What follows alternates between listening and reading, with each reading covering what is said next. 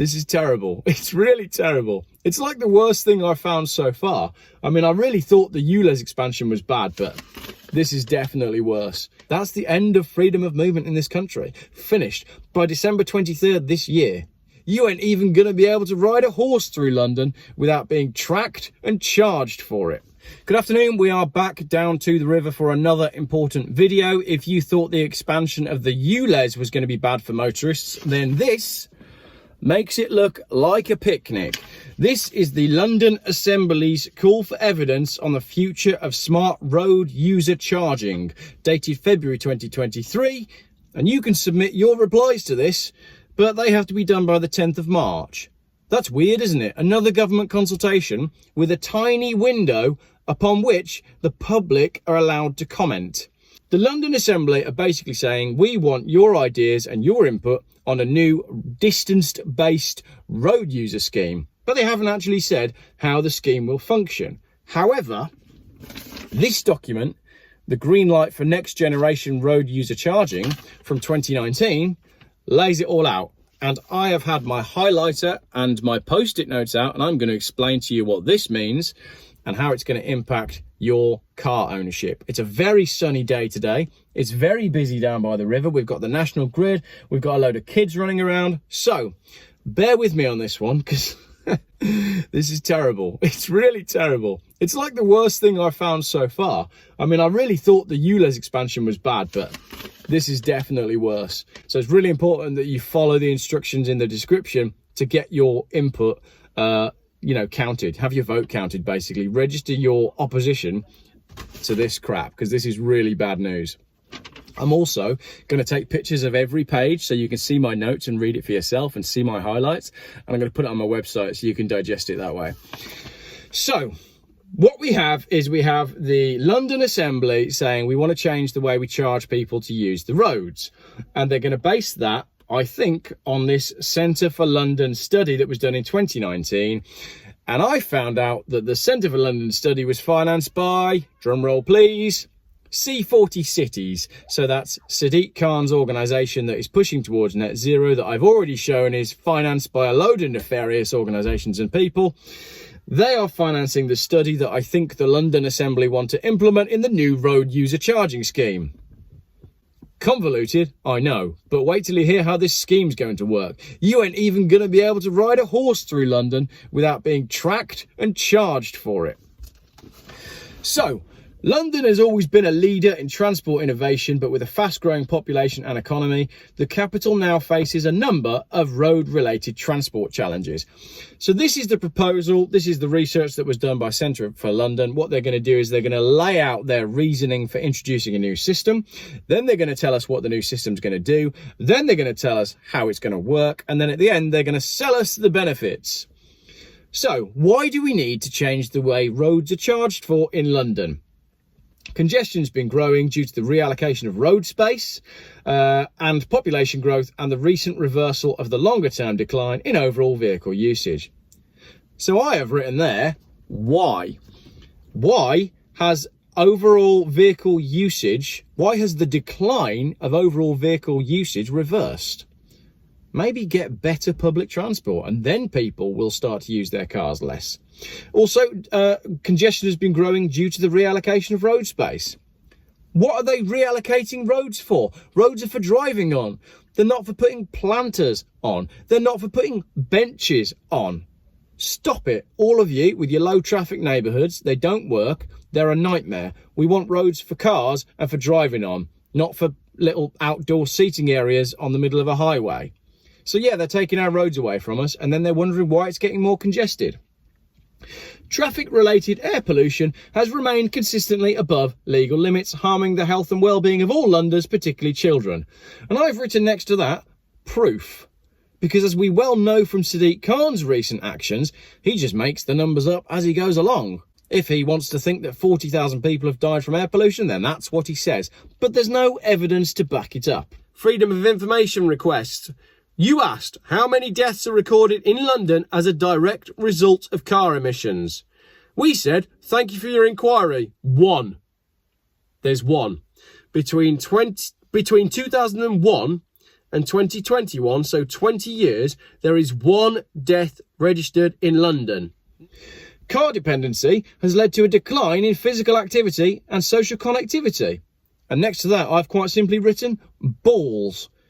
You can't blame the car for the fact that people don't want to do physical exercise, and you can't blame the car for a decline in social connectivity. You can blame social media for that. People would rather talk to each other through their phones than go and talk to people. As technology has progressed and we've become more connected as a species, we've become less connected as a species. So that's balls. You can't blame the car for that.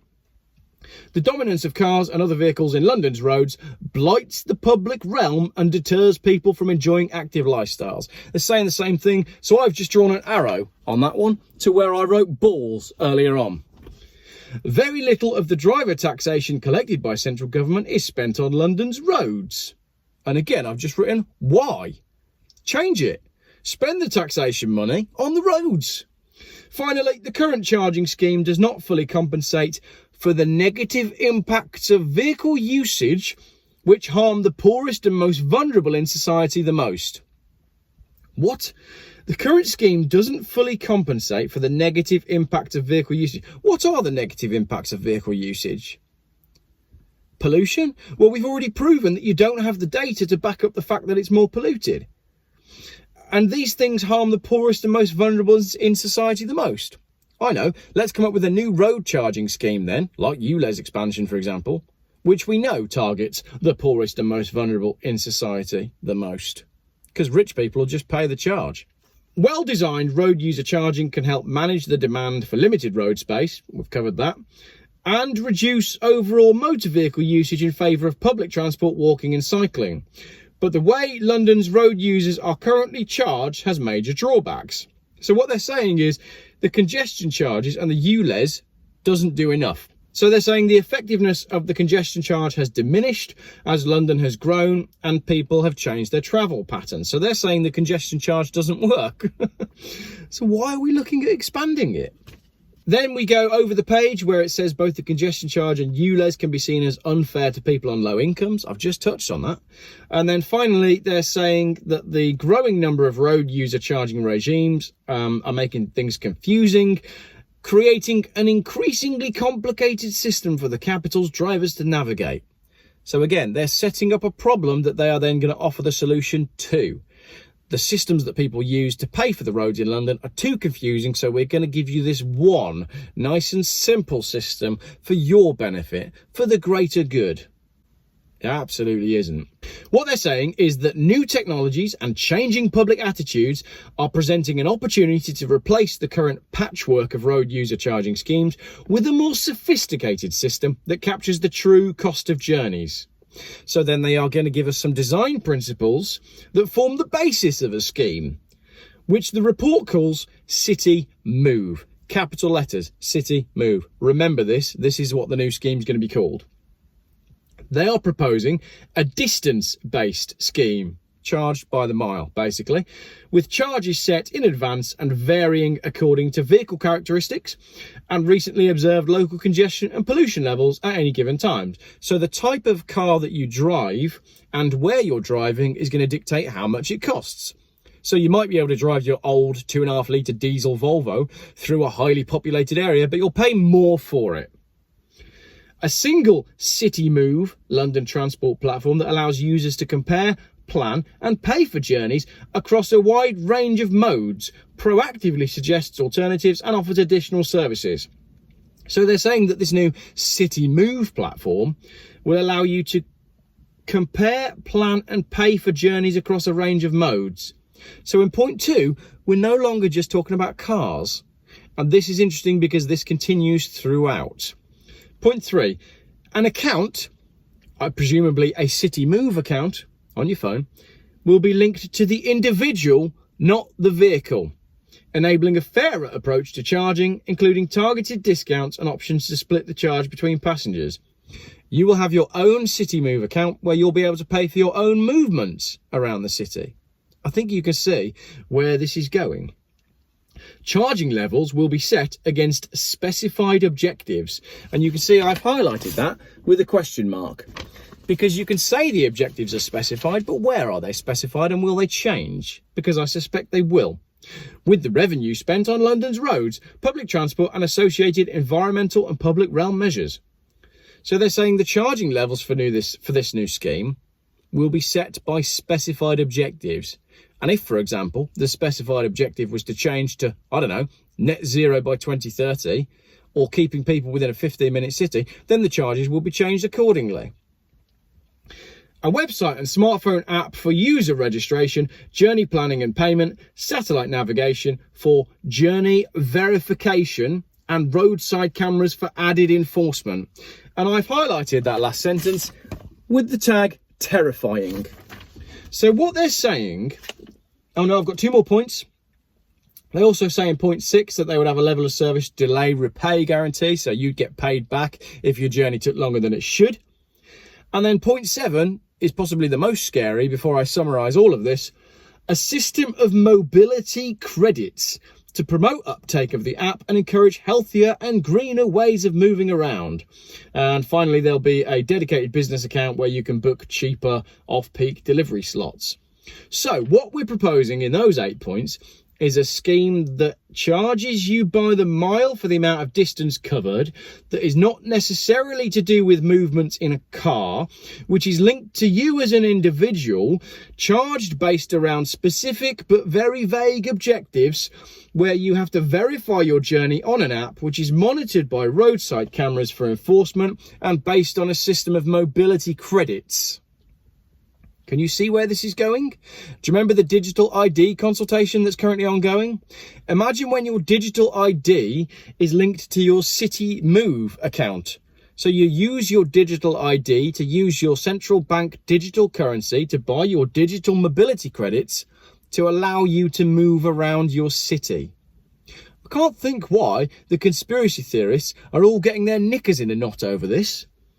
And you can see there, next to where it says mobility credits, I've simply written 1984. So the new, smarter and comprehensive scheme would offer substantial benefits for the city and for individual users. Brackets for nefarious regimes wanting to keep tabs and prevent the movement of the people that they're overruling. It says it replaces a multitude of charges with a single system that is easy to understand and use. And next to easy to understand and use, you can see I've written, so is a cage. It tackles both congestion and pollution at the same time. The congestion that is being caused by the fact that they're putting planters on the streets instead of letting the roads flow freely, and the pollution that they don't have the evidence to prove that it is actually increased, because all the scientists seem to say that it's decreased, apart from on the tube where it's terrible, which is where they want everybody to go. And it will integrate with additional driver services. I don't know what additional driver services they mean, but I can't imagine it's going to be good. Yeah, so they say that this new scheme is simpler, smarter, fairer, more efficient, healthier and greener. So I have noted here that it says under fairer, it reflects the impact of individual journeys. The impact of individual journeys. Do you remember in one of my other videos when I was discussing necessary journeys?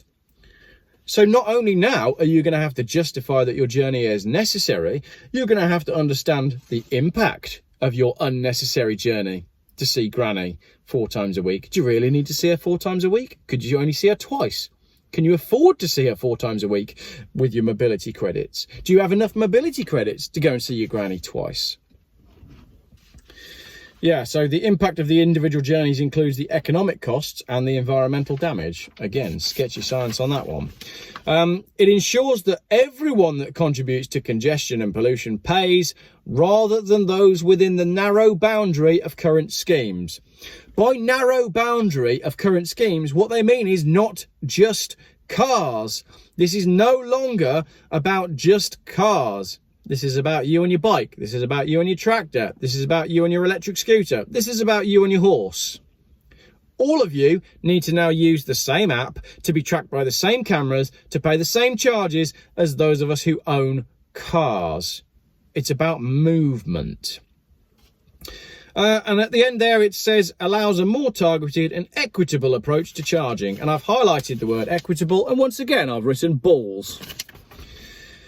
For all Londoners and the city as a whole, the scheme would be more efficient, healthier, greener. And under that, I've just written greenwashing, and then I've highlighted it as well. So, the report elaborates the features of a scheme based on design principles set out that can deliver these benefits. That doesn't make any sense, but what it means is the report calls on the Mayor of London to do these things. Now, bearing in mind this report was written in 2019, but as I said, I believe that the London Assembly is going to strongly base everything they do next on this, who were financed by C40 Cities and who are now calling on the London Mayor. So C40 Cities, which is basically Sadiq Khan, has paid for this report, and this report is calling on Sadiq Khan to do something. We're going round in circles here. So they're calling on Sadiq Khan to develop a single distance-based road user charging scheme to replace all existing schemes before the end of his 2024 mayoral term. Well, it certainly looks like he's trying to do that. To prepare for implementation by developing a customer platform, upgrading the required GPS and mobile network, and conducting a pilot test.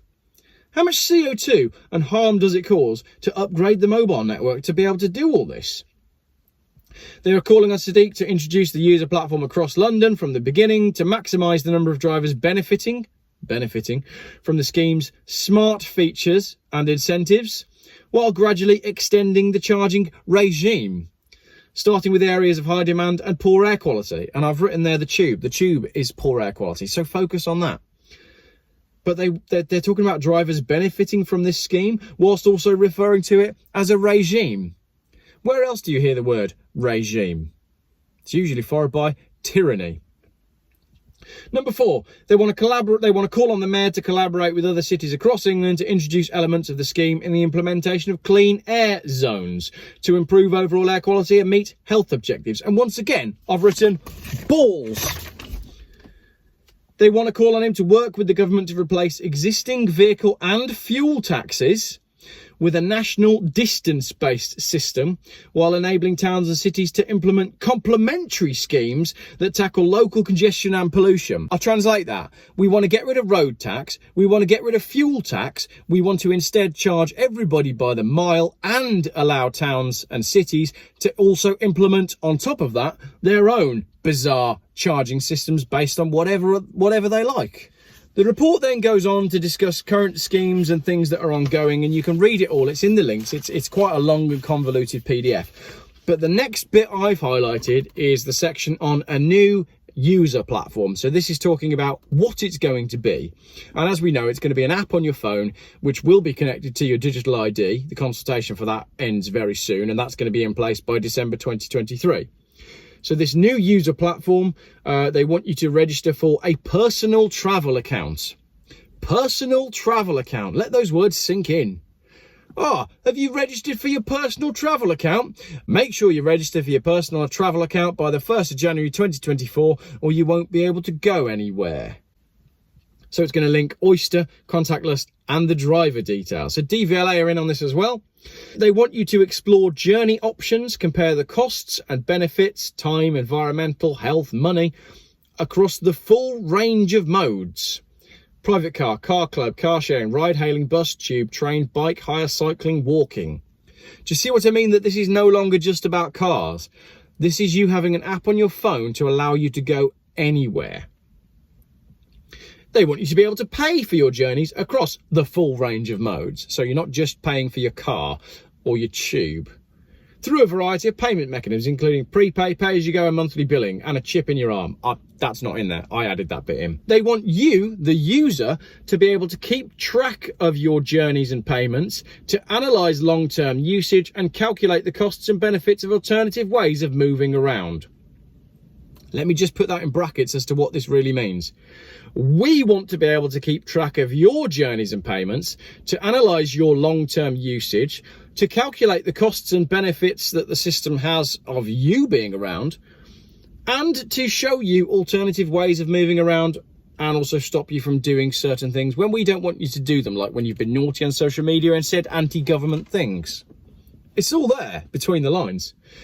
City Move would facilitate road user charging by enabling the user to enter their journey details in advance, so they know where you're going before you get there. And I know that's all on your phones, already, and all the rest of it. But CityMove would also provide drivers and car owners with other related services, including signposting, automatic payment, bookable drop-off and pickup bays. But it's important that now we are no longer car owners, we are car owners and drivers. So they're getting rid of car ownership in that as well. Now, the individual account will be multimodal. So instead of being attached to a vehicle, it covers everything. The CityMove platform could also enable the main user registering the journey to add passengers and give the option to split the charge. Either way, all passengers would still have the benefits of live updates on traffic conditions and public transport status updates for multimodal journeys. They're selling it so that we get traffic updates on our phone when really it's constant tracking and payment. In cases of non-payment, the vehicle owner would be charged. Abuse of the account could be prevented by smart security features such as two-step or fingerprint authentication. And I've written under that, Jesus Christ. This is 1984 on steroids. Orwell, couldn't have dreamt up this in his wildest dreams. Technology. The scheme will be delivered through 3 technological components: a website and smart app, satellite GPS enabled smartphones or in-vehicle devices, and lightweight portable cameras for random checks. Does that sound terrifying? Let me put it this way. We're going to track your movement with a website and smartphone app. We're going to use your GPS-enabled smartphone or the device that's on board in your car. And we're going to use lightweight portable cameras for random checks to make sure you're not going where you shouldn't be going on a time when you shouldn't be going there because you've used all your mobility credits. Checkpoints. It's checkpoints again. All new cars now come with sat-nav integrated as standard, and 85% of UK adults now own a smartphone. I know I'm filming on a smartphone. I know you're probably watching on a smartphone. But I've written there, sell, buy old tech. You can't track my Volvo. And if I go and use a Nokia brick phone, then that limits the ability of them to track wherever I am. So I think we're moving to a stage where in order to rebel, we're just going to have to cut ourselves off completely. Right, my last bit on this, because I'm aware this video has been quite long. Mobility credits. The multimodal user platform could also create a system of mobility credits, credit that can be used to pay for a number of different travel options. They can be used to reward certain choices or to encourage changes in travel behaviour. So I've written there, psychological warfare and treated like children. That is what this is. If you're going to be rewarded for certain behaviours, if you're going to be coerced into acting a certain way, you are being treated like a child using psychological warfare tactics. Where have we seen that in the last couple of years? I don't know, actually. Clapping, safe and effective, protect yourselves and others. Doesn't matter. As the system of mobility credits becomes established, it could encourage people to... So what they want to do is they want people to register for the account. They want to promote take-up of the app by using, these systems I just said. They want you to choose public transport, walking, cycling, or mixed modes. And they want you to give up your car or scrap an older, more polluting vehicle. As the system of mobility credits becomes established, it could also be used by public authorities to promote active travel. For example, GPs could offer credits to patients who meet set walking and cycling targets. Now, many years ago, I read a book called Agenda 21. It was written by a chap called Glenn Beck. Now, I know he is a wealthy person with various vested interests, but in his book, we were living in a dystopia nightmare where you essentially lived in a small shed within a gated compound that was watched by agents of some nefarious government, and you did not get your food unless you did your certain allocated amount of exercise by walking on a treadmill. They're laying out the groundwork for that here. So it goes on and it concludes, and it basically says this new system will be simpler, smarter, fairer, more efficient, healthier and greener. And next to that I've written, it's hard to argue, because all of these consultations, as we well know, are deliberately set up to be hard to argue. So when you actually sit down and read their suggested questions, you go, oh yeah, that would make sense. That would be easier. But you've got to see the nefarious motives that are there between the lines. So we have to respond to this consultation. We have until the 10th of March to do so. You can do that by answering the 4 key questions, which are, I'll remind you, does the current system need changing? Could a smarter road system be better? How might the charges for driving in London be varied by different types of journeys? And what strategies and targets could smarter road use charging support? So the strategies and targets that they want you to say this is going to report are set by the C40 cities who are financing this work and pushing it through via Sadiq Khan, who's the Mayor of London. And the C40 cities are financed by a whole load of bad people and working to agendas that we didn't vote for. They're asking you in the consultation to agree that this new system is going to meet goals that you never agreed to have. Get your evidence in by the 10th of March. Send it to scrutiny@london.gov.uk. And you can also email all of the other people that I'm going to put in the description. It's really important that we all respond to this. I'm sorry that this was a long video, but I think for many people, they'd rather have me sit and explain it than read it through themselves. This is really, really important stuff. This is next level stuff. You know, when I did my digital ID video and I said this is really bad, I really believe we've got until about December 23rd this year, when the new digital ID thing will go through, before your digital ID is connected to your modal access ability to travel card, which is connected to the DVLA, which is connected to your bank account. And that's it. That's the end of freedom of movement in this country. Finished by December 23rd this year. So please read the description, because by the time I've edited this video, hopefully I've worked out who you need to email and what you need to say, and I'll break all that down for you. You can download all of my notes as PDFs. Everything is in the description. And my code word for if you made it right to the end of the video is crikey, Geoff. I think they want to stop me seeing Granny. Crikey, Geoff. I think they want to stop me seeing Granny. And maybe when people see that repeated in the comments, they'll realise the actual gravity of what we're dealing with right now. Thanks for watching.